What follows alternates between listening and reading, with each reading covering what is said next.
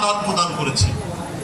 কিন্তু তারা যদি আমাদের দেশের কোনো অন্যায়কে সমর্থন করে, আমাদের দেশের রক্তপাতকে তারা যদি সমর্থন করে, আমাদের দেশের কোনো হত্যাকারীকে সমর্থন করে, আমার কি অধিকার নাই দিল্লির বিরুদ্ধে কথা বলার? আমার কি অধিকার নাই ভারতের সমালোচনা করার? আপনি এখানকার যারা পালিয়ে যাচ্ছে তাদেরকে আপনি আশ্রয় দিচ্ছেন, দিতে পারেন, সেটা আপনার দেশের পলিসি। কিন্তু আমার দেশের ভিতরে আমার দেশের মানুষকে আমাদের দেশের একটি অবৈধ সরকার অন্যায়ভাবে বিচারবহির্ভূতভাবে শুধুমাত্র গণতন্ত্রের পক্ষে কথা বলার জন্য একেবারে নরহত্যা চালিয়েছে, নারকীয় হত্যা চালিয়েছে জুলাই মাসে।